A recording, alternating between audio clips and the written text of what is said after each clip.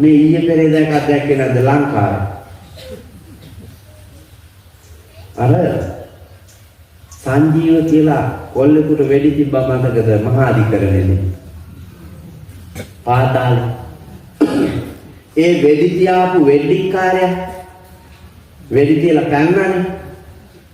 ඒ පැනලා ගියපු වෙලාවේ ඒ කොල්ලගේ ෆොටෝ එක දැම්ම අන්තර්ජාලයට. දාලා කිව්වා මේ පුජ්‍යලයා තමයි මේ අපරාධය කළේ දුටු තැන දැනුම් දීමක් කරන්න මූ අල්ල ගන්න ඔබට ඒකට තෑගි හම්බ වෙනවා කියලා කිව්වා. සහාය වෙන්න කියලා රාජේ. කොල්ලා හරි ලස්සනයිනේ. ටිකක් පිළිවෙලයි කොල්ලා. මැරිත් එකක් පිළිවෙලයි. හිත තමයි පිළිවෙල නැත්තේ. කොල්ලා ලස්සනයි.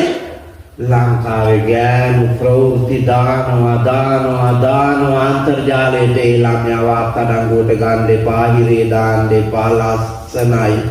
වැරදි කාගෙන්ද වෙන්නේ නැත්තේ ඈ හදා ගන්න පුළුවන් නේ.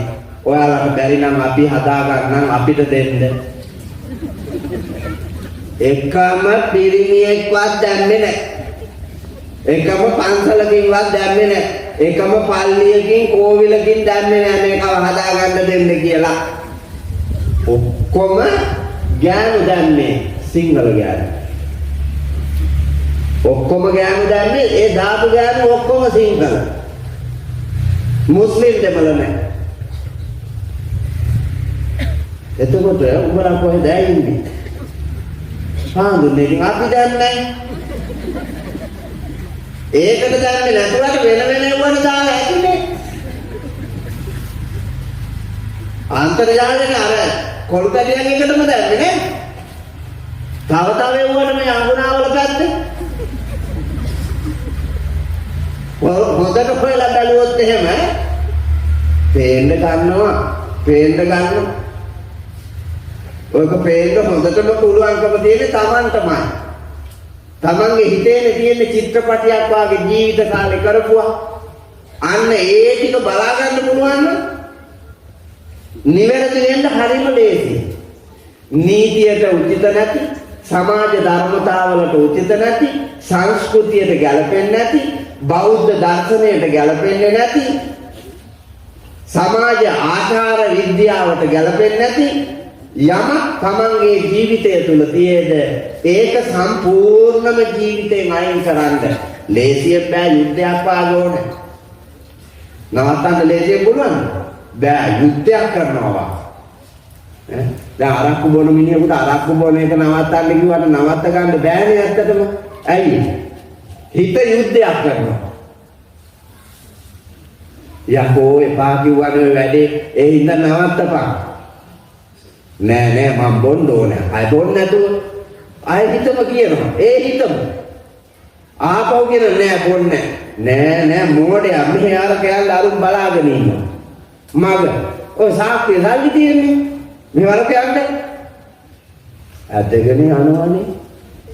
ඇදගෙන යනවා මේ ශරීරේ.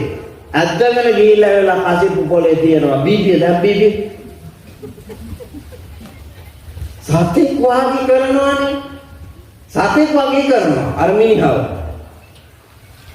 තා බොණ්ඩ වෙරි වෙන්න විකාර ගතියෙන් රෑ වෙන්න ගෙදර යන්න පරානේ නැතියෙන් ඒ දණ්ඩ උඩ යන්න ජබෝරි සද්දෙන් අල්ලන් හුටන් ගති ගතන් මහ පාර මැද්දේ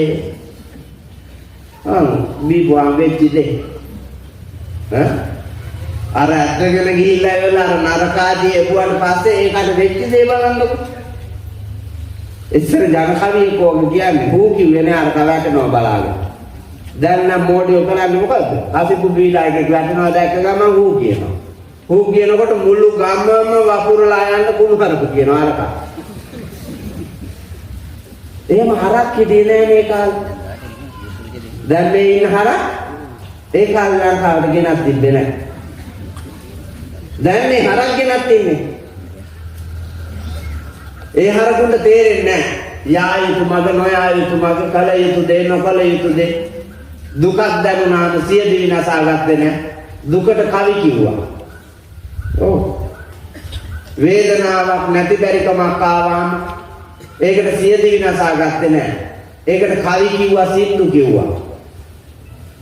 ඒව තමයි මේ ජන සාහිත්‍යයේ අපි ගාව තියෙන්නේ. ඒ මිනිස්සුන්ගේ හදවතේ ඉපදිච්ච හැඟීම් එළියට දාපු විදිය.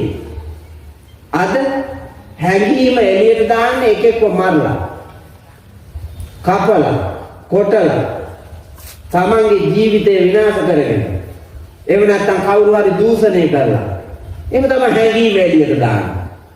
අතීතයේ මිනිස්සු හැඟීම එළියට දැම්මේ ලැජ්ජ බය ඇතුව. ලැජ්ජා බය ඇතුව, පාපයට ලැජ්ජයි බයයි. සංසාර ගමනට අකමැති ලැජ්ජයි බයයි නිසා. එහෙම නිර්මාණය වෙච්ච මිනිස්සු අපේ සමාජෙ හිටියා.